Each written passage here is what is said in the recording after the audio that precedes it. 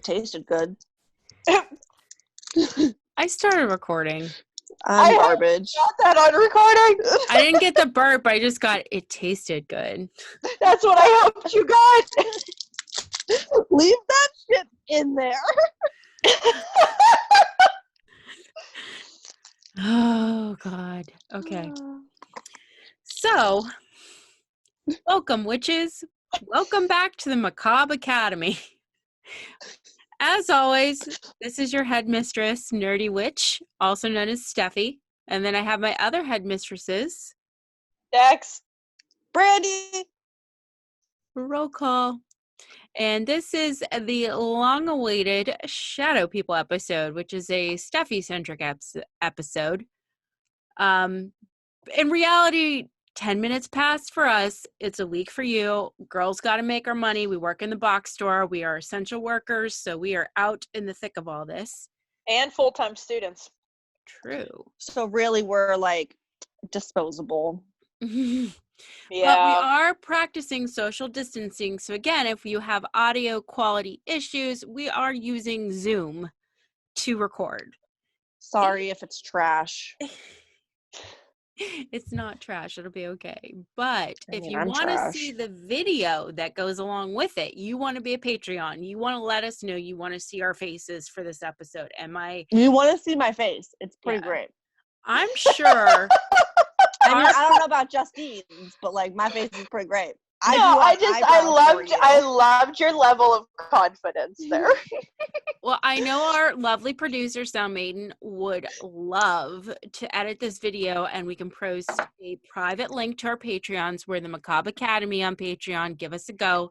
It's only a $5 donation, and at this point, you're getting a ringtone, you got a coloring page, you're going to have exclusive content, and me and my sister are going to do a bonus episode on how we even came up with the Macabre Academy for that. So you really want to get in on that. And we're starting a Discord to go ahead and link people to their houses and get the conversations going. So hopefully the Macabre Academy community is going to be booming by this episode. A girl can dream. Yeah, we can. We got big dreams. Yeah, so let's kick off this episode because I know there's going to be a lot of in-between banter here with a nod to House Nevermore. Paranormal is a field dedicated to finding the answers of the fundamentally esoteric questions. Is there proof of a life after death? What do you girls think? Yeah. I mean, like, so listen. Maybe not like heaven and hell, but like maybe you're just stuck on Earth forever, and like that's why we have ghosts and we have haunted bitches. You know? Well, at its core, we're Not everyone's a ghost. Not everybody's I'm a ghost. No. Well, at Paranormal Research Core, right, we're trying to scientifically gather evidence, but we're playing in the field of pseudoscience. We're including things like ghost, ESP or ESP, telekinesis, poltergeist, reincarnation, faith healing, human auras, and psychic phenomenons. On this episode, I have now titled The Dark Macabre. We dive into shadow people. Now, I'm a sucker for sure. I don't know did I tell you girls the story of my husband making me think I could use the Force? No. Shut the fuck up. No. Oh my God. So my husband has gotten me in two ways. Okay. The first one was he was in my first apartment and we were going to leave to go somewhere because we like to drive downtown and go get food.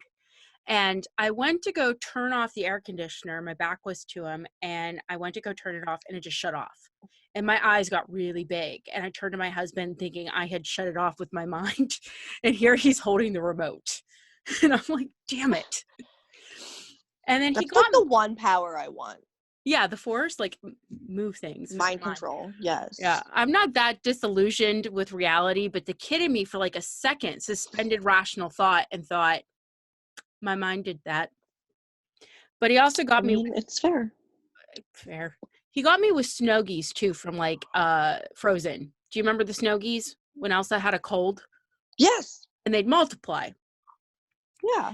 So he's my husband is the kind of man that shows his romanticness by putting like windshield fluid in your car without asking. Oh, I You know, need that. yeah. So he does these subtle things to display his love. And one day I was sitting in my room crocheting, and I see that there's a Snuggie on the dresser, and I'm like, "Oh, Joe, that's so sweet." And I text him, I'm like, "I love you. Thank you so much for my little Snuggie. I love Snuggies," because we all know I'm addicted to Disney. So Same. then, like later, another day, I'm sitting in my room and I'm folding laundry, and I look at a different dresser and I see the Snuggie, and I'm like, holy shit, it moved. So then I looked back to the other Snuggie on the other dresser, and I'm like, oh my God, it just like teleported across the room. And then I look back and forth and I realized there's 2 Snuggies. Fuck. So I tell my husband, I was like, yeah, real cute, right? Thanks for that. And he goes, I wasn't trying to do it on purpose. I'm like, okay. So then I took the other Snuggie from dresser A and placed both Snuggies on dresser B. Wouldn't you fucking know it, I'm in our bedroom watching a movie another week, and I look over, see the 2 Snuggies, look over to the other dresser, see 2 more Snuggies. Fuck me sideways if I didn't jump out of my skin and then realize my husband had multiplied the Snuggies again. Yeah, that's me. But this episode on the Shadow People is near and dear to my heart because I'm trying to ask us to do episodes where we find what caused us to be interested in the paranormal. So my first paranormal experience was when I was about Evelyn's age. I was about 3. And my mother had put me and my twin brother had 2 separate rooms in this giant fucking house. And I was at the farthest end of the hall, and my brother's room was right next to my mother's room. And I hated sleeping alone. Like, I hated it. And there was like an old TV in my room. And I don't know why my mother put a TV in a 3-year-old room. But the one night I had stayed up late watching it after they had gone to bed. And all of a sudden, like that time at night, because it's like the late 90s or late 80s, right? When the channels were just cut out and it was snow. Like there was nothing overnight. I'm like, No. Yeah. So I'm in my room fully lit, and I got the snow ants on the TV parade. I'm watching the fog. And I'm like, fuck, what am I going to do? And then I look over. I didn't. I look over at the wall. I had a giant white wall with nothing on it except for a crucifix. Like there was nothing on it. My dad, again, I come from a very Christian family. So of course, to bless a small child's room, they put a crucifix up. So I had a dead Jesus on my wall. And I'm just staring at the wall, and my nephew called the crucifix above my bed the letter T and wouldn't let me hang it up because he needed his letter T. Oh, that's so sweet. That's so sweet. His letter T is like Sesame Street. Exactly. When I worked at a thrift store, we would have to sort things, and if we thought it was junk or not sellable, we threw it away. So I found this raggedy cross, this raggedy crucifix, and I threw it away. And this older lady that worked there pulled it out and said, "We don't throw Jesus away."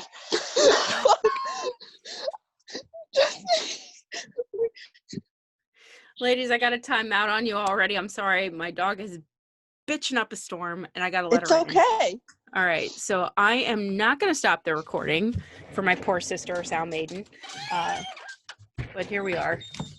All right. Come on, dog. You threw Jesus away? We don't throw Jesus away. What the fuck is wrong with you? This is why we're all going to hell. Get the fuck on my bus.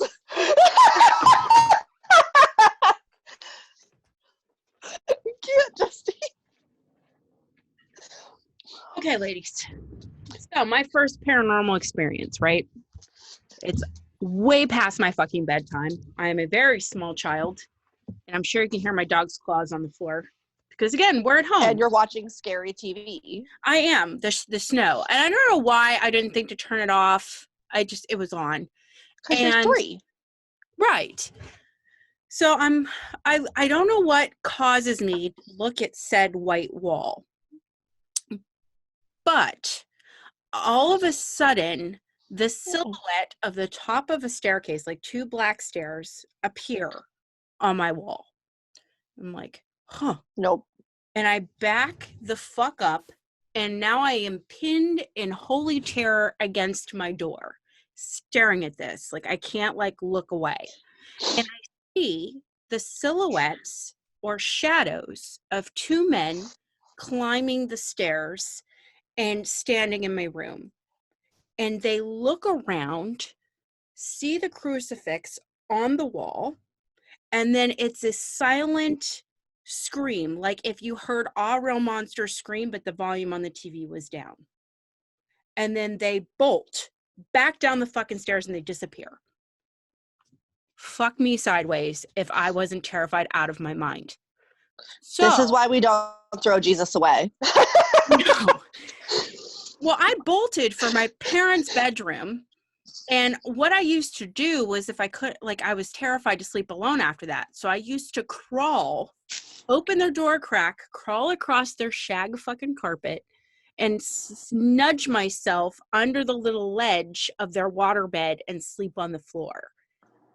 But my parents were so tired of this, they had locked me out of their room. So I What the fuck? yeah. It's so sad. Because I used to sneak into their bedroom like all the time and go sleep next to them on the floor on the waterbed. So, like, what does that hurt? hurt? They can't have sex? Sorry. My dad, no, my dad only lived with us until we were about like 2 or 3, and he's a stern man. He's why I have issues crying, because he says, you shouldn't cry so much, man up or whatever. I had a very stern father, and him and my mother slept in separate bedrooms, and I just split my nights between the 2 of them. Oh yeah. Well, they locked me out, and I don't remember much after that. I remember pounding on the door and pissing my dad off. But here we are. That's my first. So now I know that there are things out there. There's like this dark force, and I don't know why the fuck these men were looking around my room, and they weren't even there. There was just their shadows on the wall. Terrified me. Now, cue the internet 2004 with that very long ass dial-up. But of course, at this point, I am now interested. And now I find out that shadow people are seen by people like every fucking where. Like, it's a thing. I had like no idea. And I guess you could say that's about when I started looking into Wicca and the supernatural and things like that, because I am a witch.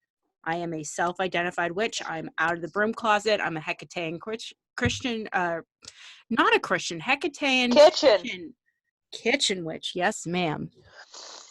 So for this episode, I was trying to gather research, and as Dexter well knows, and probably Brandy at this point, I fucking hate the book that I chose. We're gonna burn this. Yeah, you bitch. do. Can we really? Yeah. Yeah, So this is a plan. Let's discuss my reference point for this episode. Can I light it on fire? Yeah, sure. When we have time, if we gotta take this out in the back of our box store and get some lighter fluid and light this bitch on fire, I will post the video on Patreon. We got to get rid of this thing. I can't condone that. Okay, well, we'll burn it somewhere. I have a fire pit in my backyard. But I purchased The Paranormal Researcher's Guide to Shadow People by Cheris Branson. Do you know who Cheris is? No. I went to school with a girl named Cheris.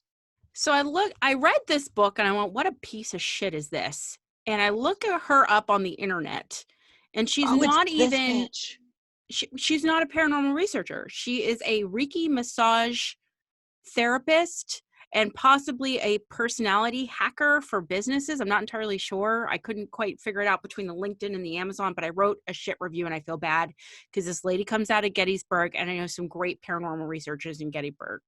Who the hell let Cheris write a book? Okay.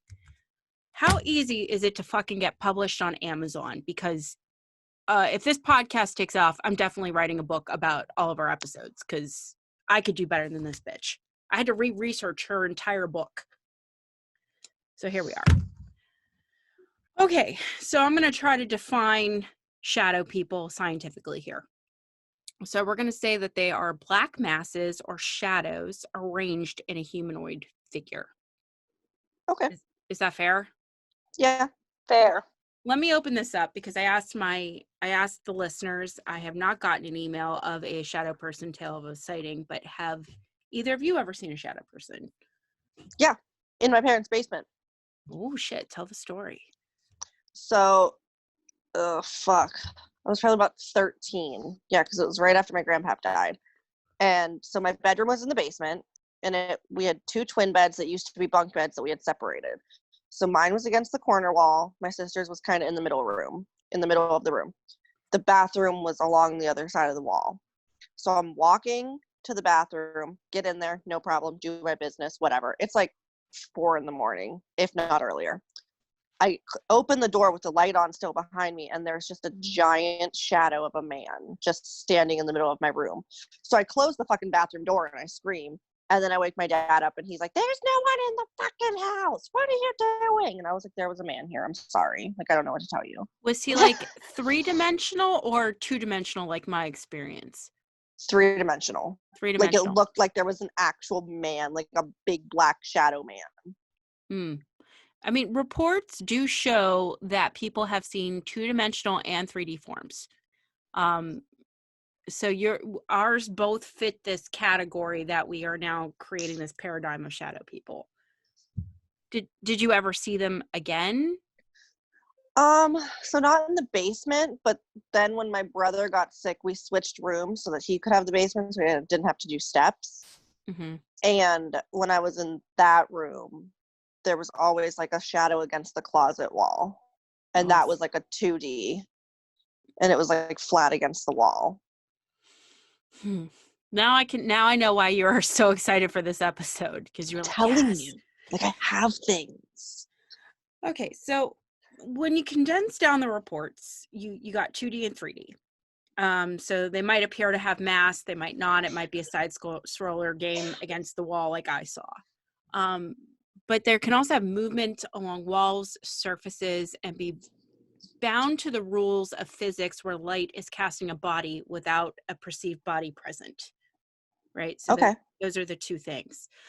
They can be freestanding. Author, that I'm not a fan of, describes them like black holes where they absorb light rather than reflect it. So no light can really penetrate their darkness. And this is how he claims, or she, I'm sorry, I found out later it was a she, that they have, can be seen even in a black room at night. They are some reports, however, where they have glowing eyes, which can indicate that they might be associated with evil entities, like the yellow-eyed demon.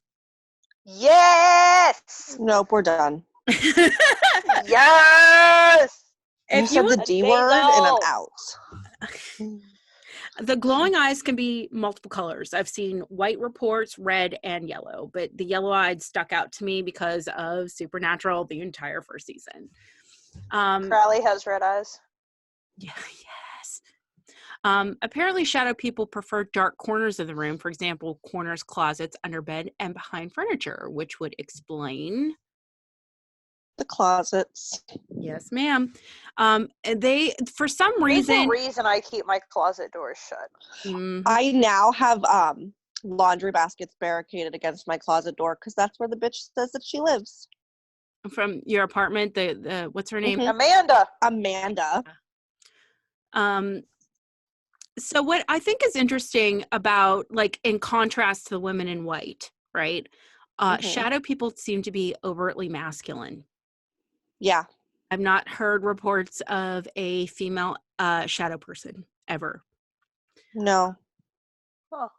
I think because they're shadows, again, they're kind of bound to that rules of physics. A shadow, if you remember, there's like little experiments when you were kids in school, right, where you crouch down real low and your shadow is small, and it can get really tall if the sun light source. So they report that there are varying heights for shadow people, anywhere from 3 to 17 feet, because shadows naturally fluctuate in size. There also seems to be a weird subcategory for a black mist or vapor form of a shadow person as well. That was not my experience. So, like, just like a mist along the floor, or like that can go under doors? Because I'm not about something that can go under doors. Oh, all that. No, fuck that shit. No.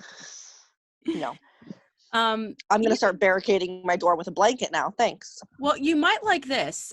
It is possible to come across shadow animals, but they are the hardest to spot because they are small and quick.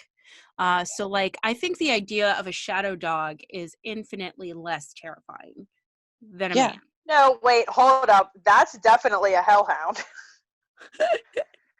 Well, I think the report... No, I don't fuck with big black dogs, okay?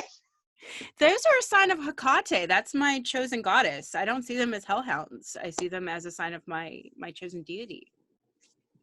Fun fact for you. You need to calm your shit down. I mean, the idea of hellhounds kind of comes with the Catholic Church trying to convert and demonizing these ancient religions, because the black dog was associated with Hecate, and that was a sign that she was there, she was peering between the worlds, and that she was answering prayers.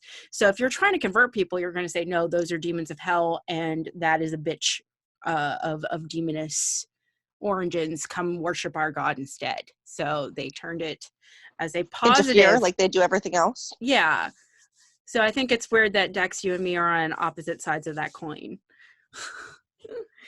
Well, that's probably because of the fact that you relate it to your goddess, whereas me, I just immediately think back to Supernatural and how they were these big, black, shadowy looking dogs. Mm-hmm.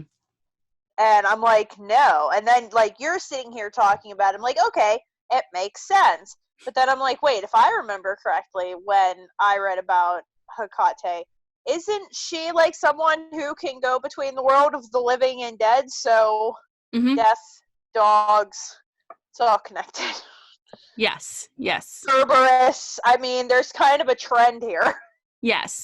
Yeah, it Black just depends. dogs equal death. That's fair. Well, she states a different phenomenon being more strongly associated with these shadow men, let's call them, instead of shadow people. Do you guys know who Hat Man is? No. Yes. Brady might know because Morbid touched on this with sleep paralysis, which I'll get to in a minute, but they may be... I knew about it before that. I have that bad. Okay, so... He had to teach me little signs to know when to wake him up. No one wakes me up. They don't like me enough. Will you come sleep with me? I guess. Okay, so we'll get into the sleep paralysis in just a moment. Just bear with me. Cheris makes the Hat Man a shadow person, and I don't like this, and I'm going to explain why. I can see it, though. Well, hang in there. Okay. So the Hat Man encounter, shadowy superstition or real phenomenon. It was an article written by Gaia.com, which is a big spirituality website that is non-Christian. And I'm going to quote this article a little bit, so I apologize if I'm reading. Those who've experienced the haunting phenomenon known as shadow people might consider Hat Man encounters to be one and the same. But Heidi Hollis, a woman who has become somewhat of an expert in the Hat Man story, says that there are distinct differences in the reports that she has fielded, categorizing the Hat Man as a separate experience all of his own. So what I gathered is she felt that she had distinguished shadow people experiences from Hat Man, who described... I'm lost in my own notes here. Who described to appear in a hat, a black trench coat, and a three-piece suit at night with eyes that glow red. He seemed to be a manifestation brought on by negative energy in someone's life, and he can visit in a full-blown panic attack. It varies from people suffering from sleep paralysis to see him, but is something that we will get to later. I feel this discredits her claim entirely, because shadow people are 3D. They have forms. This guy seems to be malicious. Demon, definitely a demon. Right. But also, like, if you're gonna call him a shadow person, how come you can see all the details of his outfit? Exactly. So She's I don't. describing him too well. Like, I picture Hat Man as like just a silhouette of a man with a top hat. Yeah, I have like a perception in my mind where he is more of a sleep demon, Yes. and not a shadow person. But Right. we'll break down shadow people a little bit more, and then Jens can get on Twitter, Macabre Academy, talk to me about it, tell me what your thoughts are. I'd be very curious to see. So, like, I'm not going to sleep tonight. Thanks. Yeah. So, question. Yes. If you can see shadow animals, is there like a white version of that? Well, then you're getting into like Harry Potter territory or Native American spirit guide territory. So it depends on what you're thinking there. I have to look into Native American spirit guides. Well, spirit guides again should be its own episode. But there is a chance that like you can see them in their smoke or spirit forms, so they would be white. I think I did that once. Yeah, oh my god, I'm trying to refrain because I want to do animal spirit guides as a completely separate episode, because of course I have stories for that as well. And my husband, that's why it's so difficult for me to like pick what made me interested in like the supernatural and everything, because there was like a lot of shit from my childhood, like not just like movies that my parents showed me, but also just like shit that I saw like when I was a kid and like early in life. I'll get into that. I got answers for you. But I also have fucked up eyes, so I'm not entirely certain what I saw and didn't see as a kid. So, well, I've seen shit.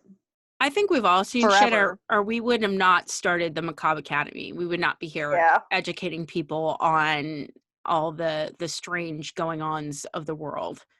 Plus, I have a fucked memory. So when you're like, "Oh, have you ever seen shadow people?" I'm like, maybe. Well, not obviously enough to clearly remember. Fair, but it's a possibility. So I'm gonna bring this back a little bit, and I want to make another distinction of shadow people, for our definition's sake. Shadow people are not ghosts. Like, let's be clear, okay? Right. I did I've said this like I think it's like 3 episodes now. I did my senior project in high school on ghost hunting. A ghost, sometimes known as an apparition, haunt, phantom, poltergeist, shade, specter, or spirit, also known as a spook, is a soul or spirit of a dead person or animal that can appear to the living. In ghost lore, descriptions of ghosts vary widely from invisible presence to translucent or barely visible wispy shapes to realistic and lifelike forms.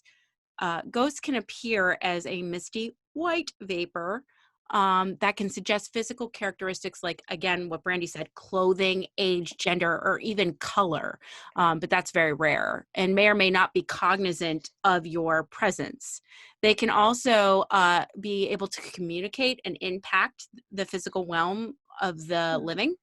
Ghosts also seem to indicate that human souls or perceived self can survive mortal death.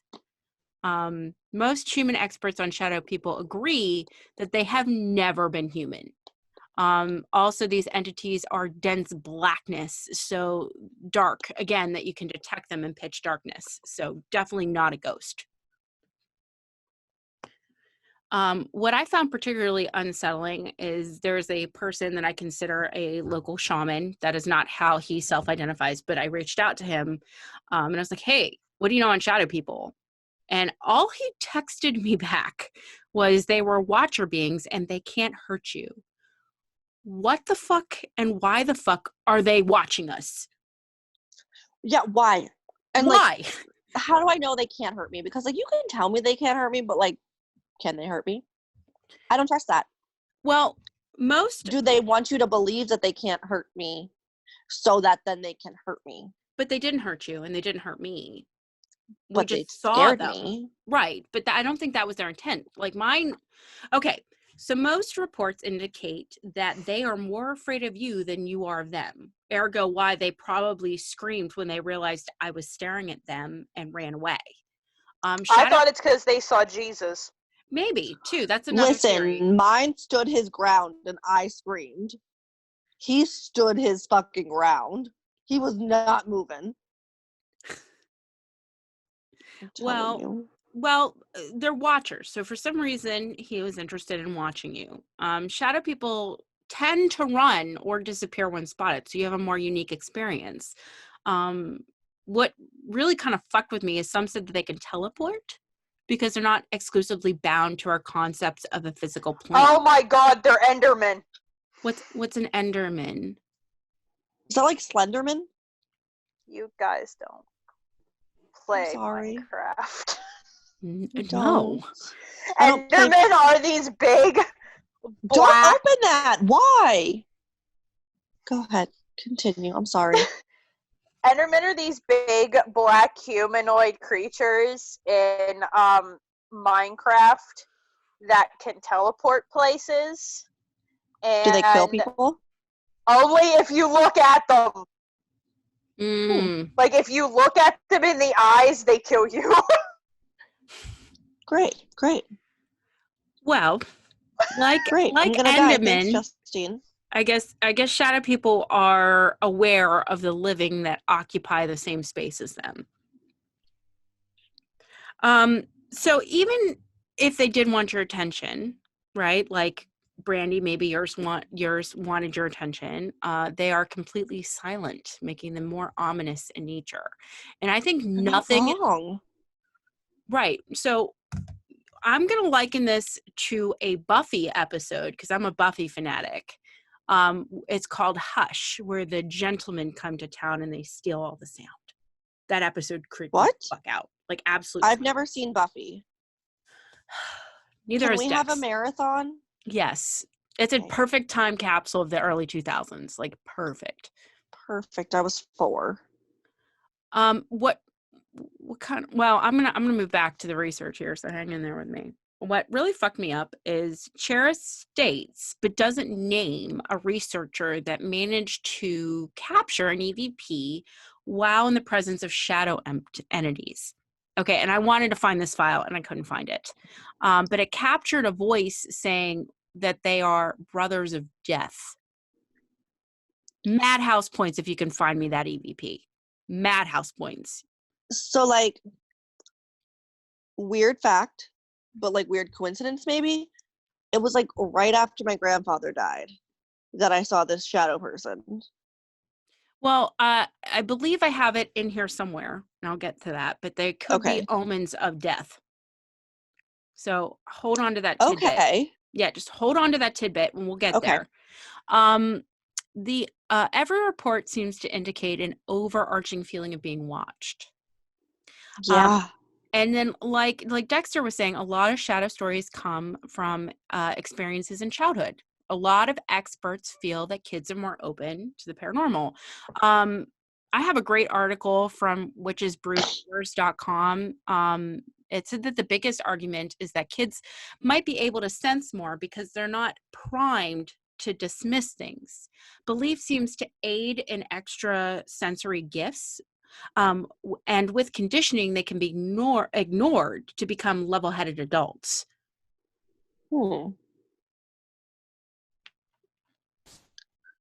Dex, thoughts? I'm kind of like honestly curious as to what some of like these conditioning things are. Well, like if you think there's a boogeyman in your closet and you're seeing a specter, right? And your parents tell you, no, there's nothing in the closet because they can't see it. So they're conditioning you not to see the thing, but the thing might really have been there. What if you never told your parents? Then like movies might, or like just like the world tells us that ghosts aren't real. The world tells us that these things aren't real and that if you believe in them, you're weird. Like the fact that we're all considered weird because like I believe in ghosts so severely. I believe in all of this like so wholeheartedly. Like people are like, okay, you're weird and crazy. The world does not accept it. We are not accepting of like this They're conditioning you to knock that shit out because it scares them, I think. Exactly. And like that's where like your parents might not have done it, but like subconsciously the world tells you this isn't real. So, like, here's the thing. So, like I said earlier, like, when I was a kid, I can remember seeing or experiencing, like, a lot of weird shit. And Mm-hmm. while I still experience some really weird shit, it's not the same weird shit. And Because I your don't, mind but isn't as here's the thing. open. But see, here's the thing. I don't entirely believe that. Because there's never been a point in my life where I was like, oh no, like somebody tried to convince me that wasn't real. I've always kind of had an open mind about that. I just kind of never put myself in a situation since I was a kid. So I'm wondering if I was just so terrified as a kid to see this shit, That if like I you blocked it closed out. myself off to it because I don't want to fucking see it anymore because it's creepy as hell. Yeah, no, Okay, that's fair. that's completely fair. I think I have some notes on that later too, but it is entirely possible where you just go, I don't want to see this shit no more, and you don't. You are conditioning yourself not to see the Right. things.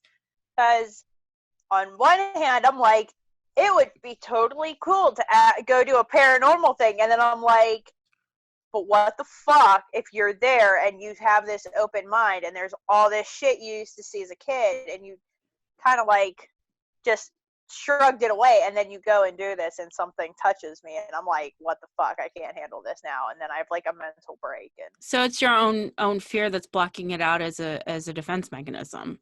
Yeah. yeah, Um, hmm. Interesting. I mean, it's definitely a conversation. I don't think there's like one right answer, but I feel like that is generally what that happens.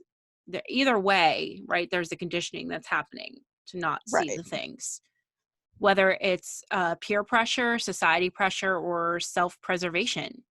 Those are all Mm-hmm. valid ways to negate extrasensory gifts. fucking weird, man. Right. So shadow people, right? They come in varieties. So we have I cannot find a universal set of varieties, so we're going to go with Cheris's even though she upsets me. So you She's got garbage. I'm afraid she's not. I hope she's not friends with my mentor person in Gettysburg. Like, I'm praying that she doesn't know spooky. I'm like praying. But anyway, varieties of shadow people. All right. So she outlines sentinels, and these stand in the edge at the edges of rooms, corners, just to watch us. Then she has one of my personal favorites, lurkers, who move through an area often on the same path over and over again. They're just lurking. They're Okay. Yep. And then she Yeah. has MTBs, which are minding their own business, who are a subcategory of lurkers who seem completely unaware of the living. Okay. I can see that. Mm-hmm. Then she has predators, who might not even You be have shadow what? Predators. Predator shadow people. This would be someone that, or a shadow person or figure that can attack or purposely invoke fear, which I don't think is the same thing as a shadow person. That would be Hatman. No, that's a demon. Yeah, I was gonna say, I'm like, hold on. Yeah. Yeah, no, Then that's a demon. and then you got visitors who appear in groups, and smaller ones can precede their arrival of a larger shadow person. You think that's what you had? Yes. Okay. And then I believe this is what you had. It's again omens, signal bad luck or a death in the family. Okay. They're just omens. It Yeah. doesn't. It's not stating that they are causing the death, but they're But it's signaling just, you yeah. of a death. I mean, that's interesting. And maybe that means that person was finally done and that they weren't being reincarnated or something. Like, that omen seemed pretty solid. Right. Like done. But maybe Yeah. not. Who knows? And then there's haunters, where these are shadow people who like haunted locations. Which, again, shadow people aren't ghosts, so I don't know why she has this category. Oh, maybe they like want to hang out with the ghosts. Like maybe they're not ghosts, but like the shadow people are connected to someone. And they're also watching the ghosts like they're watching the people. or like the person they're connected to is dead and they're still watching that ghost because the ghost hasn't moved on. Yeah, interesting. Do you know like what I that mean? theory. Yeah, that makes more sense than what she wrote. Yeah. So I looked into the history of shadow people, the lore, if you will. So I had to go back and research every claim that she fucking made about the history. So here we are. So she has lemurs, which are Roman parasitic larva spirits. Yeah. So I found this site, gnosticwarrior.com, that gave me history on these larva spirits because she wrote like 2 sentences. Trash. So these lemurs, they date back, or lemurs, Pittsburgh. They're They now date. known as lemurs. Sorry. Yeah, that's okay. Ring-tailed monkeys, marsupials. They date back to the 6th century AD when Caesar was in power. They come from mythology as feared evil spirits that can cause disease and infection. Definitely malignant. They haunt the earth by night as vengeful specters who process fear powers of evil over the living. And they have a festival, which is coming up. We could do it. Festival to honor these spirits for 3 nights. May 9th, good. 11th, and 13th. So, like, am I welcoming them into my house? Because, like, I don't need any of that garbage. I mean, it's pretty simple. It's the head of the household would get up at midnight and throw or cast black beans behind him to avert the gaze of these parasitic spirits. And then they would eat the beans instead of harming the people. And black... I thought maybe they had to count them. No. Throw them. And then you wore black, which is the appropriate color for offerings to these deities. So I'm like, fine. Yeah. Whatever. I don't know that is shadow people, but okay. But there's darkness, black masks, if you will. So, okay. Ovid, a Roman poet, wrote about these spirits. So I have a quotation. It will be the ancient sacred rites of Lumeria when we make offerings to the voiceless spirits. Ooh. Voiceless, the silence. So that fits I don't the like paradigm. that. Doctor Who. What? Doctor Who. The silence. Mm-hmm. Silence. Anything that, like, doesn't make noise, I don't like. Like, I don't want you to make noise at me in the middle of the night, but, like, I don't want you to stare at me either. Well, here's what's problematic about the lemurs, as we're now calling them, is there's no physical description. Just the silent blackness specters is the only correlation to the shadow people. No. So I don't know that I like that that's where that came from, but sure. No. So nestled next to the Romans, you know who comes next? Greek. Yes. Erebos. I don't know how you say it. Erebos. I think that's Erebus. right, actually. Erebus was the Greek god of the underworld, and his name meant place of darkness between Earth and Hades. He was credited with finishing the underworld after the gods created Earth. And he did this by filling empty spaces with dark mists. And Nyx used Erebus's dark mist to bring forth night to the earth. She is the goddess of night, a shadowy figure, and the mother of sleep, Hypnos, and the mother of death, Thanos. Rare glimpses of these deities are found in the deepest shadow world, which means the Greeks didn't have a concept very relatable to the shadow people, because these are gods. Like, these are supreme primordial beings. I don't think the shadow people fit that paradigm other than rough description. Yeah. And then what also is problematic is she throws in wraiths. Medieval Scottish. Yeah, that's different. Yeah. I don't know why the connection's loose, but we're going to go over it. Medieval Scotland is a ghost-like image of someone, especially seen shortly before or after their death. The word is used to reference a pale, insubstantial person or thing. Not black. I mean, you got But the death pale. omen thing. So, I mean, that fits the paradigm. But the pale. But the pale. According to mythology.net, they are creatures that are created by incorrectly using magic. Usually a Ooh. transmutation witch who made a mistake trying to extend their life or manipulate time. The wish was granted. That's why you don't fuck with that shit. No, yeah. So that's kind of like the Djinn fucking up shit. So like the wish was granted, but now they're immortal, but the price is their soul. And they're condemned to never reach the spirit world and wander between the dimensions for eternity. Wraiths can only feel hatred and despair. That's all they can feel. In fact, they are the inspiration for Dementors in Harry Potter. Nice. They seek to steal the souls of the living and drain their life force. They are also legends that describe wraiths as dark entities with black cloaks. Their arms and legs are corpse-like and extremely thin. Additionally, their face of a wraith is usually skeletal or an endless black hole, which sounds a little bit more like the shadow people there. Yeah. That sounds very Lord of the Ringsy. Yep, fair. Ring wraiths.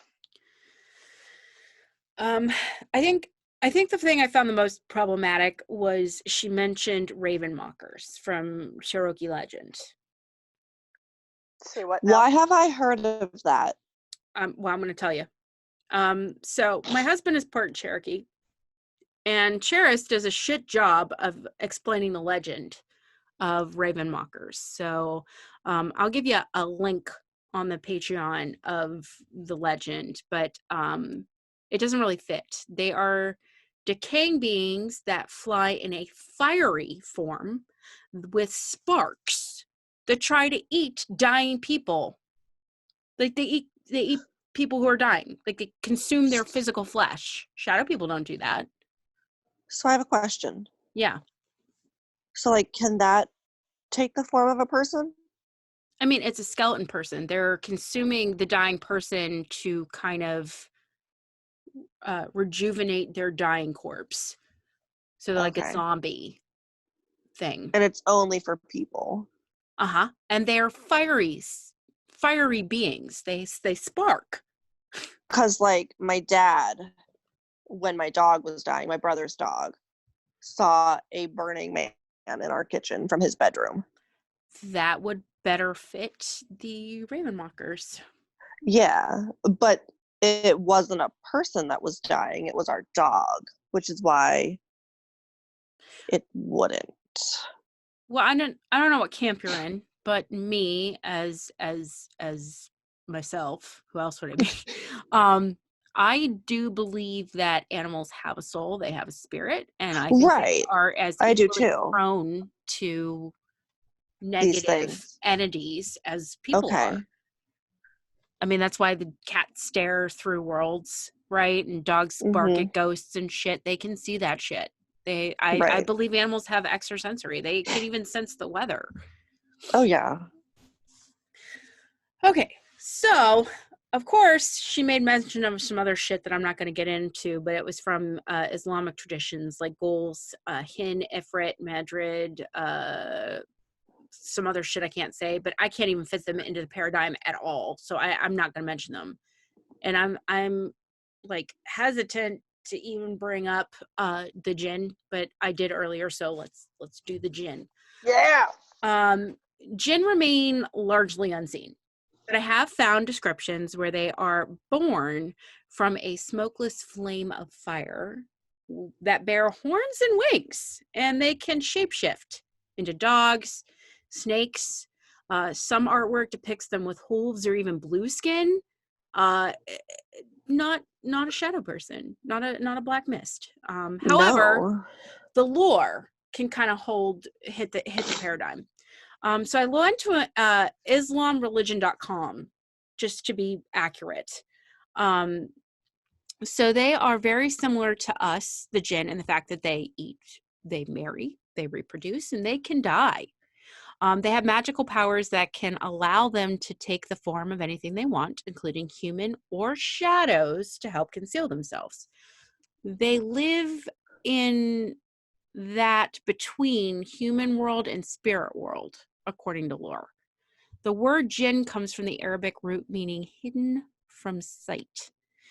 Some of their powers include moving or traveling quickly, and they are mostly found in ruins and unclean places like bathrooms, dunghills, garbage dumps, and even graveyards.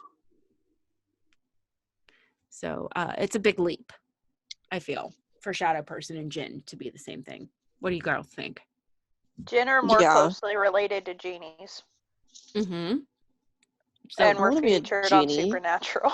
In fact, I particularly like the way they were featured on there because they would they would hook you up to an IV and they would keep you in this kind of like sleep state where they could control your dreams. So in your dreams, you were living this completely normal, like, fantasy life. Like, whatever your happy fantasy was, that's where you would live. And if you could not figure out that you were in a dream, it would eventually, like, just from staying in that state, and then I want to say they drained your blood, but either way, they would keep you in this state, and it would eventually. I thought it was like life force. I can't that's remember kind of what blood is. Yeah, I was gonna say I feel like that's like close to the same. So I'm having trouble remember. It's been a while since I watched that episode, but I love the Djinn in that thing you made me watch, The American Gods. Yes, that was a sexy genie. Ooh. Yes, way better than Will Smith and his blue CGI. I didn't see that, but as soon as I knew Will Smith, I was just like, So I just moving along for time's sake, I came up with a lore that I think fits better. Okay, so hang in there with me. I wound up at deathreference.com for the personifications of death, aka the Grim Reaper. So I think this feeds into the fear that shadow people create. I don't think it's the Grim Reaper, but it's that ominous feel, because we've created image of death through the ages, always draped in darkness. Ultimate personification of mystery and death, always wears black through the centuries. That was me. It's the unknown. We don't know what they are. So it's easy for us to drift to personifications of death. It's not death, but it's ominous and frightening. Yeah. So my brain's like, okay, well, how the fuck do they get in? Like, how does shadow people show up? They're shadows. Well, so through my infinite research, psychics and mediums believe that shadow people enter through existing doorways or portals between realms. People accidentally open these all the time, and a few dumb ones do it on purpose. Also, the sight of death can thin the veil between worlds, so it's more likely for them to slip through at a haunted place because somebody died. There's also a interdimensional visitor theory, which relies heavily on ideas of multiverse and string theory. Physicists can justify the possibility of parallel worlds using, equations of math and shit. So I'll leave that to your own research. But somehow our dreaming pulls them in, and Terrace doesn't explain that one well. Big shocker. So like, if I'm having a dream, so like, I only ever had like 1 or 2 dreams of my pap after he died. Same with my brother. And like both of them were when I was super depressed, and like they scared me straight, basically. Mm-hmm. And so like if I'm having a dream about a dead person, does that thin the veil, do you think? And then that Mm-hmm. makes it more likely for them to show up? Well, it's very common for you to receive messages when you're sleeping. So it's much easier for you to reach through the veil and connect with that person. So depending on what your belief systems are, at least for mine, is if you see a dead person that you love in your dream, you're actually communicating with them because your mind Right. is unconscious, it's open, so you can be present with them that your conscious mind couldn't perceive. Right. I dreamed of my grandmother after she passed. One of my best friends in the entire world dropped dead at a bus stop at 27, and I had dreams about him too. And I believe it was them reaching through the veil. I was seeing them again because I wanted to see them so badly, and I was. Mhm. I think it was them. My dream mind might have interpreted that a little bit differently than reality would have. But it's very real for that need to transcend sleep and that communication to happen. Right. Fun story to freak you guys out. So when my grandfather was still alive, and his health was starting to decline, but it wasn't like anything ridiculous yet. There was one day that he was in the living room and he had been napping, and my mom had come home from work and was like, "Hey dad, how you doing, blah blah blah." And he's like, "Who was that called earlier?" And my mom's like, "What are you talking about?" And she's like, "Well, my grandfather's like, well, somebody called earlier and said that my brother died." Mom's like, "What in the hell is he talking about?" So she asked my grandma, "Is like, has anyone called here today to say that like he died or anything?" And she's like, "Nobody's called the house." Literally a couple hours later, we got the phone call. My grandfather's brother died. Ooh. Couple Ooh. hours later, my grandfather knew. Okay, so Ooh. like I believe that 100% because like my grandma had just died in February 2 months ago. Fuck, it's been 2 months. But my dad didn't know, and his phone's always on like ridiculously high volume because he's 67 and old and can't hear. And so he didn't hear his phone going off, and he just randomly woke up at like 4 a.m. and the room was ice cold, and he smelled his dad's cologne. And his dad died when I was 1 year old. So like it's been 24 years.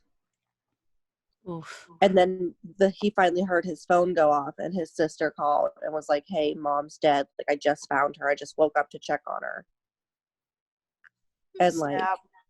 my dad's he's the very Christian, religious, Catholic man and does not believe in any of that. And he was like, "No, something happened." And I was like, "Well, yeah, like they were telling you."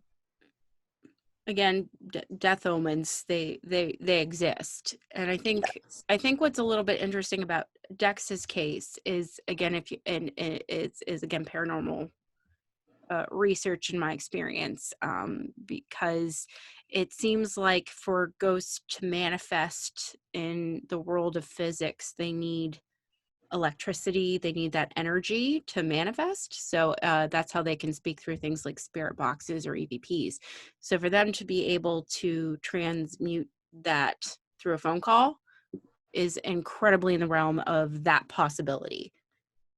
And then Brandy, again, you were in that area of being asleep and being open and that Mhm. veil thinning.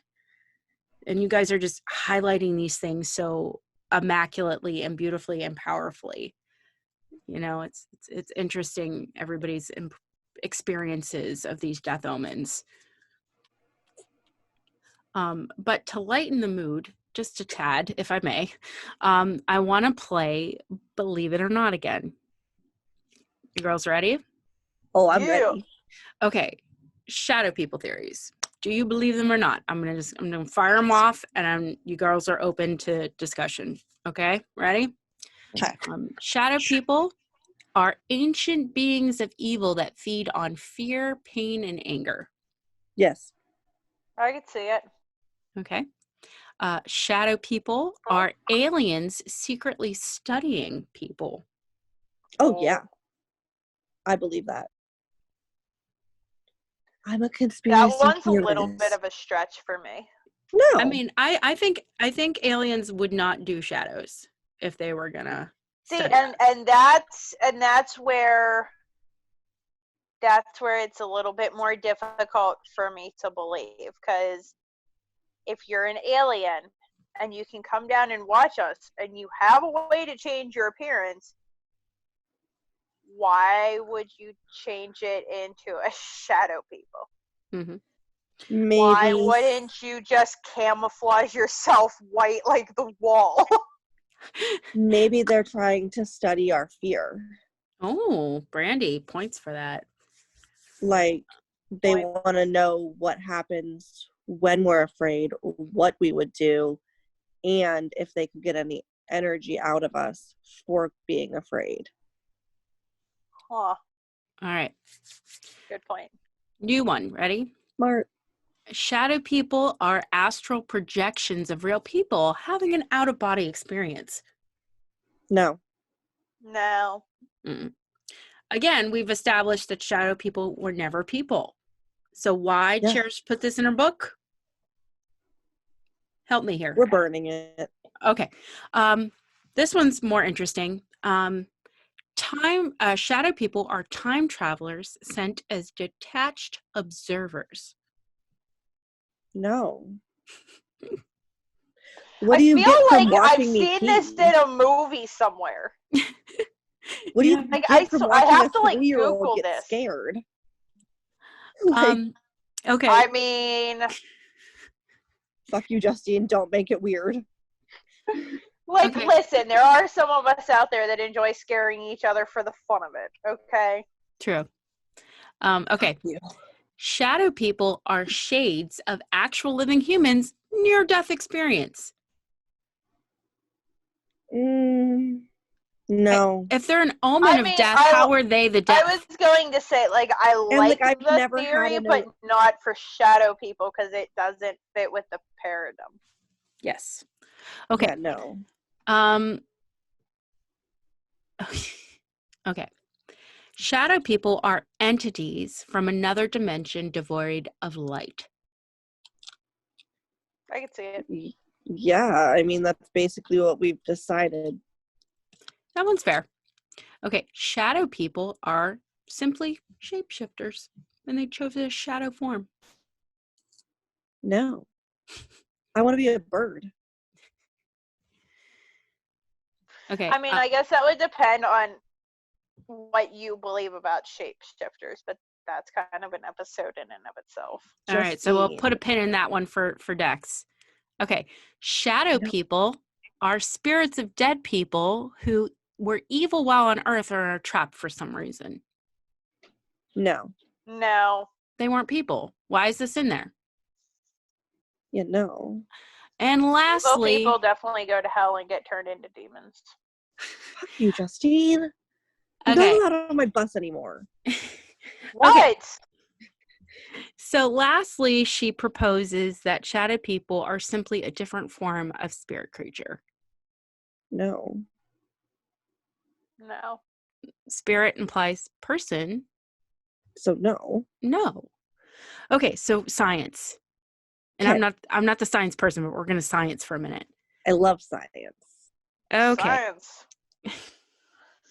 Okay, so science proved that our brains want to see the faces or familiar forms. It's like when people report seeing Jesus on a piece of toast or a screaming man's face in another man's testicles. Cherish again let me down and did not describe this function of the brain, and it's part of neuroscience. You couldn't be bothered to look up neuroscience? All right, I got you. I was going to say, if I were to ask my husband, he probably knows the answer to this. I got you. So I went to bbc.com, which is a credible news source in my opinion, and it says, why do we see faces in everyday objects? Spoiler alert, our brain is primed to, and it's called pareidolia. So there's an excerpt from this article I'm going to read you. Although we tend to think that our eyes faithfully report whatever is in front of us, the retina records an imperfection and confusing image that needs tidied up by our brain. And Lee thinks this top-down processing by the brain is what leads to pareidolia. One way the brain makes sense of a mess is by making predictions about what we'll see based on our past experiences and then subtly projecting those expectations onto what we see. That way, it can piece together a clearer picture, even if the scene is obscured by poor lighting or fog. But it also makes our vision more subjective than you think. In a sense, you really do see what you want to see. So Okay. there are paintings, I can't think of the artist right now, I'm a bad art historian, that are people made out of fruit, okay, like faces, and people who don't have pareidolia functioning properly just see the fruit. But a person who does, which most people do, they'll see the face made out of the fruits. Have you guys ever seen those paintings? Yeah. Yeah, that's what that is. I don't know. This is entirely what our peripheral vision is based on. That's why when we see ghosts and things out of the corner of our eyes, we tend to look on it straight on, and then it disappears. But again, this doesn't describe Brandy's or my experience of seeing the shadow person dead on. Right. So I think that What happens if you have retinal damage? your brain is You're filling in the useless. gaps. Fuck you, Brandy. You're garbage. I love you. But again, on that inverse side of the coin, children's minds tend to be more open and have more of a broad spectrum perception, which is why they're able to see the paranormal more easily. Their mind is not conditioned to be skeptical, so they're not seeing these things and then going, oh, okay, my mind's just playing tricks on me. This thing is in front of me.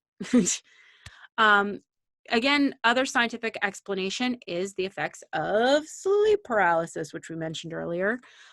Shadow people tend to happen to people at night, waking up or falling asleep. Again, Morbid did an amazing job on this topic, and Elena suffers from this condition as well as Brandy does. It's easy to find. It's episode 118, but I'm going to use WebMD myself.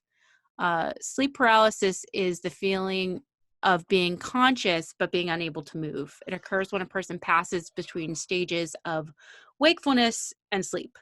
During these transitions, you might be unable to move or speak for a few seconds up to a few minutes. Some people feel pressure or a sense of choking, and during sleep, your body alternates between REM, which is rapid eye movement, and non-rapid eye movement. When the cycles of these two things last about 90 minutes. Non-rapid eye movement occurs first and takes up 75% of your sleep time. During non-rapid eye movement, your body relaxes and it restores itself. And at the end of that period, your sleep will shift back into REM, where your eyes move real quickly. And that's when the dreams occur and the rest of your body remains relaxed. So your muscles are turned off during REM sleep. But if it's a safety thing for your body, so you don't so flail. That if you don't flail, and like if you have like a dream where you're jumping off a roof, you don't actually go and jump off a roof. Right. But what's happening is you're becoming aware before the REM cycle has finished. Mm-hmm. And you may notice that you can't move or speak, but the dream is still happening in the room that you're conscious of being. Mm-hmm. So that's where you get the crazy shit like Hatman. Mm-hmm. Lastly, you have you have sleep deprivation is the last scientific experience. Guys, you need sleep. 7 to 9 hours of shut-eye so that the brain can function normally. Go without sleep for long enough and you can have impaired mental functions like issues with your memory, trouble concentrating, mood swings, and hallucinations. You may end up experiencing microsleep through the day, and during these episodes, for a few seconds, it might seem like your dream is happening during the day without even realizing it. Might explain my experience a little bit because it was the middle of the night. I should have been sleeping. My kid brain, right? Should have been unconscious. On the other side of the coin, though, I watched A Brief History of Shadow People, where they reference Carl Jung's philosophical concept of the shadow self. Now, this piqued my interest. This is where it gets good. I'm sorry. This is very. I researched a lot, guys. I'm sorry. I did this to you again. It's okay. I love it. Okay. So Carl Jung's philosophy seems to have a correlation between primordial fears built into children through the ages, and shadow people might be a physical embodiment of our own perceived mental shadows. Simply put, the shadow could be the dark side or oppression of part of somebody's personality, and it could explain why so many of us, especially the sensitive, have seen them. Quintessentialmind.com. I'm going to quote them again because I'm an asshole. The use of the word shadow wasn't chosen unintentionally. Jung was always good at portraying complex ideas in a digestible visual manner. So he uses mental imagery in order to create anchors with concepts already familiar to human cognition. So the shadow is dark and elusive. It is impossible to catch. The size can alter depending on your position in space, and it can disappear whenever light is present. Another crucial thing to ponder is that the shadow self, due to darkness that it forms and due to the distance that creates, I got last minute. Sorry, Rachel, starting over. Another crucial thing to ponder is the shadow itself. Due to darkness that it forms and due to the distance that it creates from the physical body of a person, it becomes something not so many people are eager to connect with. This is why major ideas associated with Jungarian shadows, although we usually see the shadow as an integral part of existence, most of us are willfully blind to this existence. The shadow is a moral problem that challenges the whole ego personality, and no one can become conscious of a shadow without considerable moral effort. To be conscious of it involves recognizing the dark aspects of the personality as present and real, the act of the essential condition for any kind of self-knowledge. And this is from Carl Jung himself. Now, I read all that bullshit just to put this in my theory of what shadow people are. Now, I'm thoroughly convinced I've come to this realization through my research. You ready? Hell Go House, for it. Season 1, Episode 17, Supernatural. Told you. Tulpa. Yes, tulpas. Okay. Brandy, do you know what a tulpa is? No. A tulpa is a concept in mysticism and the paranormal of being or an object that is created through spiritual or mental powers. It is an adaptation of a Tibetan word, which I can't say, but it means emanation or manifestation. In Buddhism, there's a concept of the emanation body. One early Buddhist text, the Pali Salmon, I'm going to post it somewhere, but it lists the ability of the mind-made body as one of the fruits of contemplative life. Simply put, through the powers of collective belief, people can create a thought-form being, aka tulpas, into existence. And maybe their primordial creation based off of ideas like Erebus or something more new, like the product of the internet giving these things Slender ground. Man. Right. So my question is shadow people, could we have collectively manifested these beings into human psychology, or is it a shared hallucination?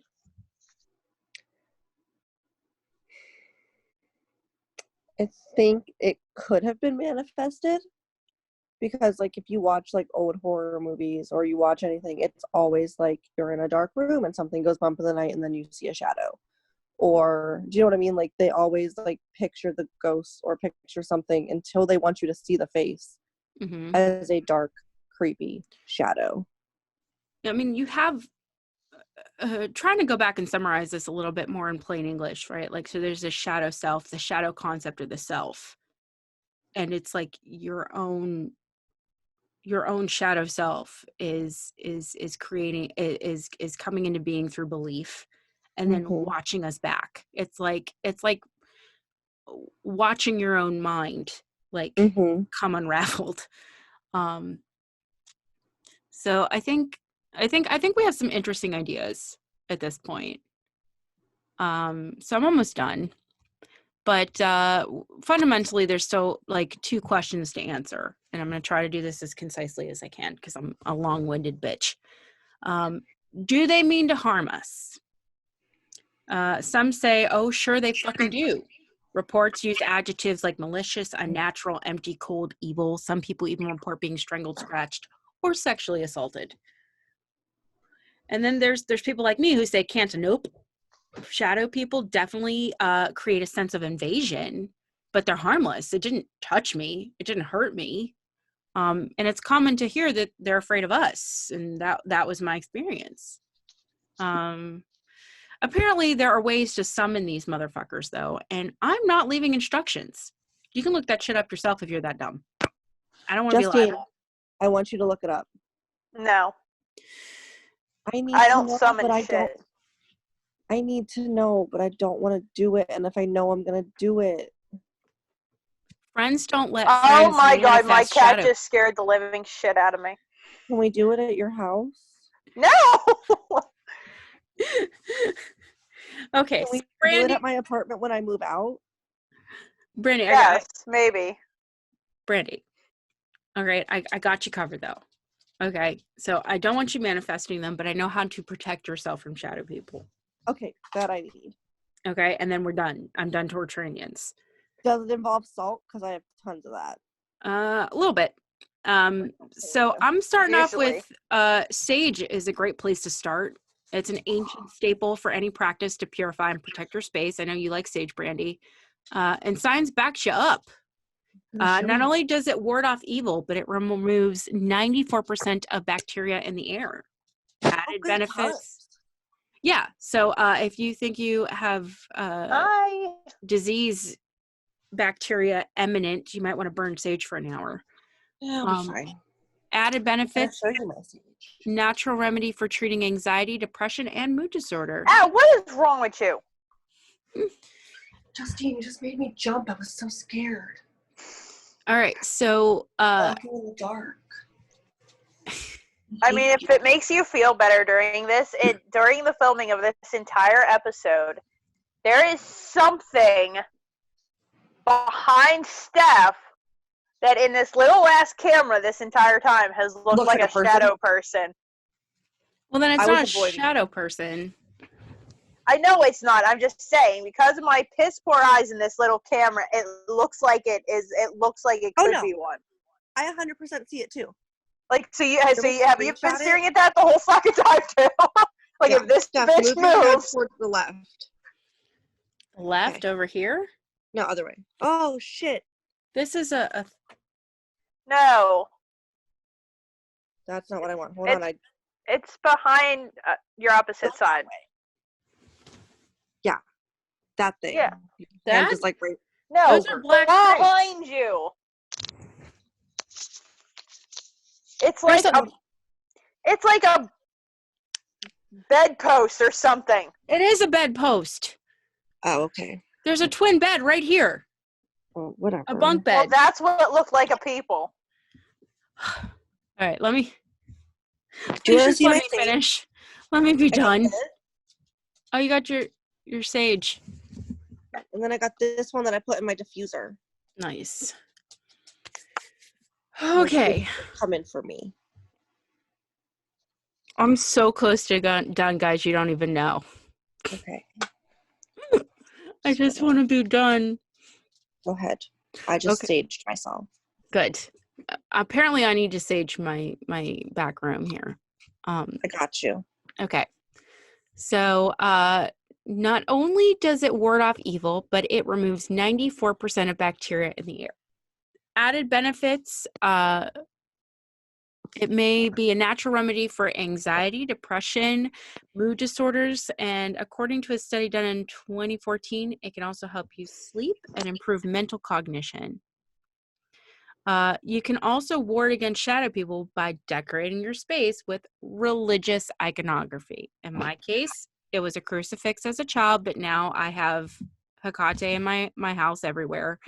But you can use devotional candle to the Golden Girls. Let those creepy crawlies know that you prescribe to a higher power and you're not afraid to evoke that higher power. I need words. Tell me words. Golden Girls. Candles now. Yeah, devotional candles. That's a thing. Can I be, who am I? Okay, continue. I'm garbage. Keep It's going. okay. Some people swear by the Lord's Prayer or the lesser banishing ritual of the pentagram, which calls on archangels. I'm a simple witch, so I use an elemental banishing ritual myself. If you guys want it, I'll put it up for you. But establish your own rituals to get good vibes in your space flowing. So that'll alleviate the evil forces. Then you got crystals and herbs can be used to sanctify yourself and your space as well. There are many you can choose from. Like I have a sachet on my pillow of protective herbs and crystals. I have selenite in each corners of my bedroom that can create a perimeter. It seems to be quite effective. And lastly, to not have shadow people up in your business is stop whatever fuckery you're doing to attract them. Okay? Energy attracts like energy. So it's easy to be in a negative or stressful mindset and putting those vibes out into the universe and attract dark things to feed into it. I don't know if they're stuttering your misery or helping you fall victim to it, but learn to be kind to yourself. Hold your head up and don't give in to doubts, fears, or worries. Self-empowerment is never a bad way to go. That being said, I need a weekly phobia. Oh, yeah, okay, so I picked a good one for this one. You got one? All right. Yeah. Sciophobia or sciophobia. Fear of shadows. Oh. Can be generational. So, like, it's a fear that you can pass on. That's so good.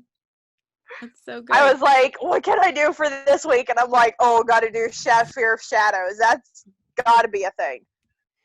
I mean, I was looking through this list of fears and some of the things they had on there. I'm like, never would have thought of that. Okay, ladies. Lastly, to be done, since we are thoroughly schnookered at this point. Yeah, we are.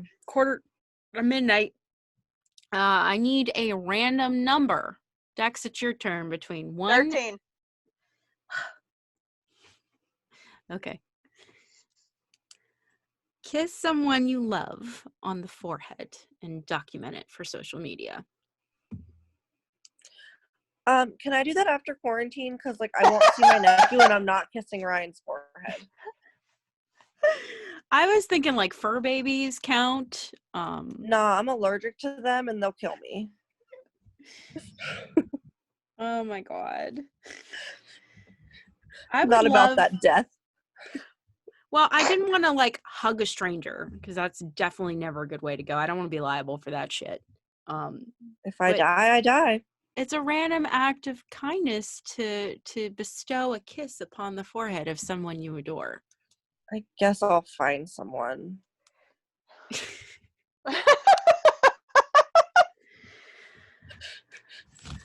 All right. I'm done with shadow people. We're done. I want to be done with it so I can sleep. I'm over it. I'm glad you can sleep. I was gonna say, like, that's when we were talking earlier, like, I have noticed I am really good at manifesting things. Oh, good.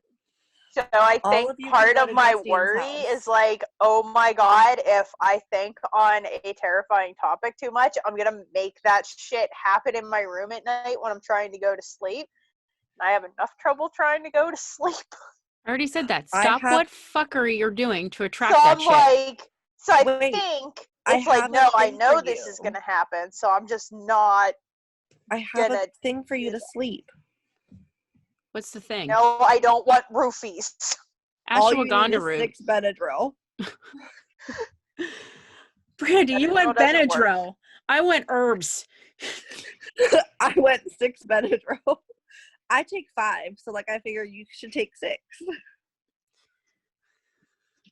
Although you might die, don't do that. I have a really high tolerance. Don't take 6 Benadryl. PSA, don't die. Don't overdose. I mean, it takes a lot, and I mean a lot, to put my ass to sleep. So like 10? I don't know. The most I've taken is 15. Brandy. I know that one time I slept for 8 hours. It was so nice. And that was after 15 Benadryl. Most people sleep for 8 hours on their own. I mean, I was hiking with my husband, and I was exhausted, and I don't remember how many Benadryl or muscle relaxers I took, but I think in like a 24-hour period, I was awake for 4. Yins are making me so nervous. That's bad behavior. That's my goal. You guys are going in detention, man. It's fine. We're fine. I haven't died yet. Again, I had been hiking. There was a level of physical exhaustion that went with this. I'm just I did not have a happy husband that day. All right. Well, it is time to close the Macabre Academy for another week. So yes. I'm going to say take care. What are we doing next time? Hopefully Radium Girls. It's Brandy episode. It'll be ready. Someone's just got to keep me on track because, like, child doesn't pay attention well. Lots of research. I need a Brandy-centric episode in my life. Like, that needs to happen. This is good. This is going to be fantastic. I'm dumpster so fire. So tune in next week for a dumpster fire. Please a keep floral dumpster fire. Please keep dumpster fire in. Okay, ladies and witches. Bye. Have a good night. Bye. Peace out, Cub Scout.